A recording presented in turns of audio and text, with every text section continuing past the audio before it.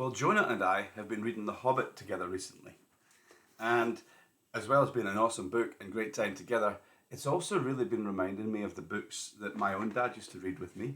And he was so good at it. He is so good at it. He brings books to life in a way that it's just fantastic. You feel like you're living in the adventure. And those moments that I remember are very precious of dad reading books to me. And one of the books that he read at Christmas was a short book called Papa Panov. And I don't know if you've heard of that short story, but it's about a Russian peasant man who's a widow. He lives on his own.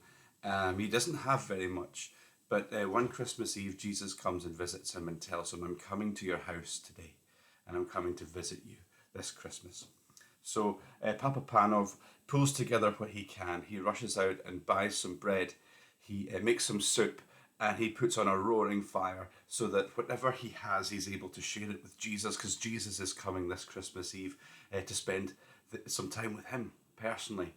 And early evening, there's a knock at the door, and Papa Panov runs to the door, throws it open, and it's a poor orphan with nothing to eat and nowhere to go. And he takes the orphan in reluctantly, because it's not Jesus, it's just this poor orphan, and he serves the orphan. And over the course of the evening, the orphan, the widow, the stranger, the foreigner, all knock on his door in turn. And each time he jumps up thinking, this time it's Jesus. And each time he meets the needs of the person at his door.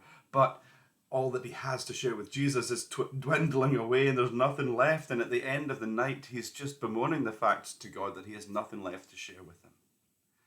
And the beauty of the story is the promise that Jesus gave in his own teaching to his own disciples when Jesus whispers to Papa Panov, what you did for the least of these, you did it for me. What a Christmas present, eh?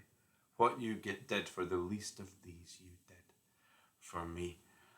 And what Jesus was saying was reframing a lot of the old law that had been there already for generations and generations, hundreds of years. The Jewish people had been living laws like the law that we're looking at today, Proverbs chapter 22, verse 9, which says, the generous will themselves be blessed, for they share food with the poor. And it's a beautiful verse, but what had been happening with the law for generations was the temptation had been, well, as long as I do what is right, it doesn't matter how I do it. Jesus realizing this and wanting to reframe and make the law perfect in his followers was saying, hey, don't look so much at what you're doing, look at why you're doing it. That's more important. And so Jesus, as he does with everything else in his teaching, is trying to reframe from principally what we're doing to why are we doing this at all. And this, as Charlie Banks would say, is time to put our plunger on because we're going deep. Everything that Jesus did, everything that he taught was in light of the fact that he knew he was going ahead of us to the cross, that he himself was going to be love, the perfect poured out so that the imperfect could reach his Father with him forever.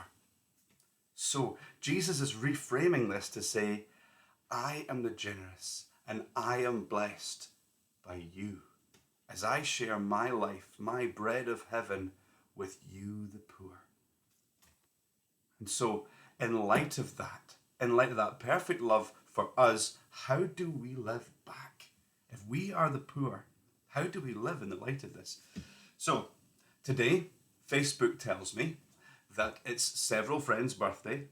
It's Anne Louise's birthday. Many of us know her from the cafe and from the church. It's Jake Jenkins' birthday. Some of us might know him because he helps out with Stage and Slam and has done for the last 10 years as a leader. It comes over from America, from McLean. And it's also Cassie McKinnon's birthday. And she was at Gracemount High School with me and came along to a lot of the clubs that we used to run when she was a student there. So I have £20 that I need to give to one of these people. And how am I going to do this when these are just 3 of the 11 whose birthday it is today in my Facebook friends? So do I decide based on who deserves it? Or do I decide based on who's already given to me? Or who's more likely to give back to me if I give to them? do it based on the good that they do to others? Or do I do it based on, I look good if I give this to this person? Or do I give because I am the poor that Jesus first loved? How does that reframe things for me in light of Jesus' teaching? In light of Jesus' why? Today, like Papa Panov, let's expect Jesus to visit.